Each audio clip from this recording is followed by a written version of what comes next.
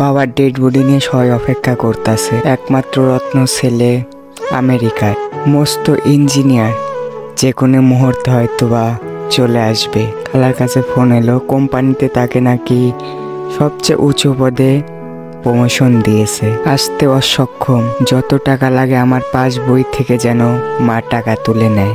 খুব ঘটা করে যেন বাবার 40টা উদযাপন করা হয়। আমি পরে আসব, দুঃখিত। মা কান্নায় ফেটে পড়েন। খোকা, তোর কাছে কি তোর বসই সবচেয়ে বড়? বাবা কিছু না। পাড়াতে সিসি পড়ে যাবে, সবাই মুখ লুকিয়ে হাসবে তোর এই অন্ধ গোলামি দেখে। যে করেই হোক তোর বাবার 40 আগের দিন তোকে আসতেই হবে।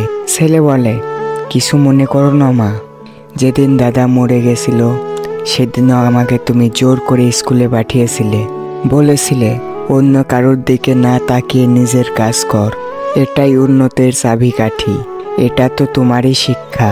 তো এই গল্প থেকে আপনারা কি শিখতে পারলেন দয়া করে একটু কমেন্ট বক্সে জানিয়ে যাবেন। ধন্যবাদ সবাইকে। এবং আমার ইউটিউব চ্যানেলে আপনারা নতুন হয়ে থাকলে অবশ্যই ইউটিউব চ্যানেলটা সাবস্ক্রাইব করতে ভুলবেন না।